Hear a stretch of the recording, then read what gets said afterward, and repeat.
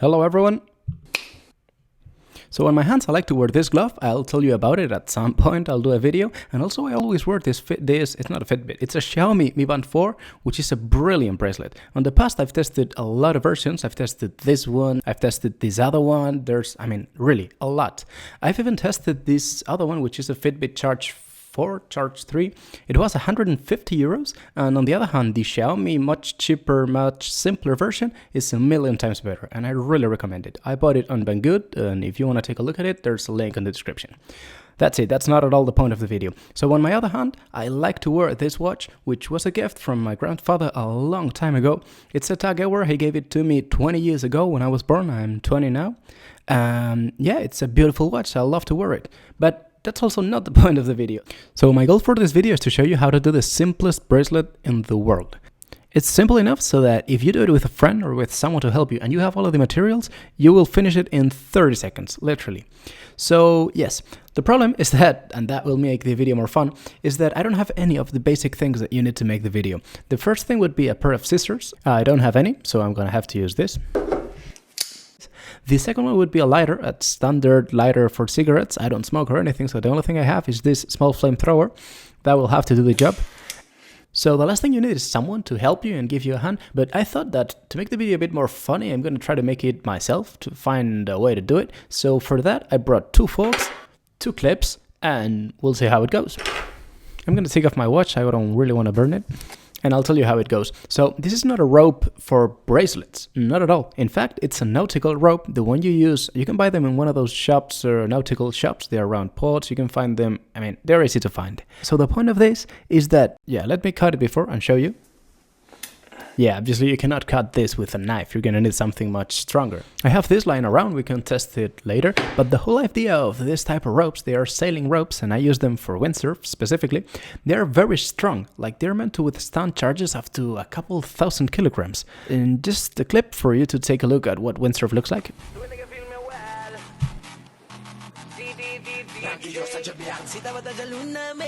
I'm getting distracted all the time. This video is not about windsurf. I'm gonna try to cut it like this.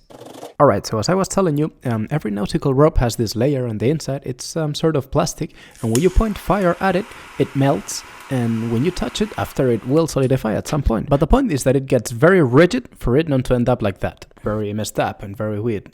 Okay, so in order to do the simplest bracelet in the world, you don't have to do any of the things I'm doing because this is very unprepared. But the first step is to measure your wrist. You don't really have to measure it, it's just to put your wrist around and take a distance. You don't have to be too precise about it. So instead of measuring it, you just cut it at the perfect distance, and once you get it, the principle is just to put the ends together, melt the plastic thingy in the middle so that it comes a solid union block. So as you can imagine, it's much easier to burn things if there's someone helping you, mostly if they will be this close to your hand. But now you tell me, how am I gonna do this alone?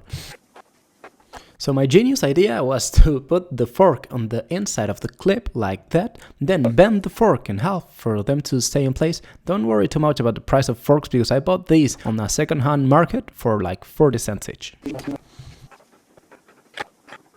So this is a risky moment. 4 years of engineering to end up like this. Okay.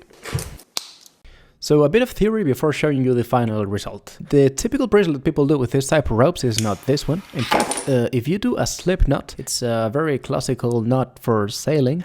If you do one like this, first I'm going to show you how it works for you to understand. You have to pull from here and obviously it closes. So what's it useful? What does it do?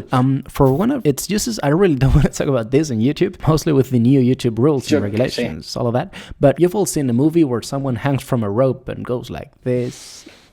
Yeah, that's a noose. But on the other hand, if you take the same knot and you do it the other way around, now it's a lot different. In this configuration, if you pull from here, from this side, absolutely nothing changes, and you have to pull from the other side like that for it to close. It's just the same idea. So if you do another knot identical, like that on the other side. Then you get a bracelet. You can close it from one side and then from the other, and that's the classic sailing bracelet. It's much more bulky. It has a lot more material to it. It's much more heavy, much more big, so I prefer the smaller one, but that's up to you. This is the end of the video. Please leave a comment saying which one you like best, and if you want to do one like this, don't hesitate to do it. It's very easy, very simple, but please buy a good quality rope. You can also do it with a terrible quality rope bought or whatever, but it's much better if you do it like the real thing. It's just cooler, more strong. I don't know, I like it better.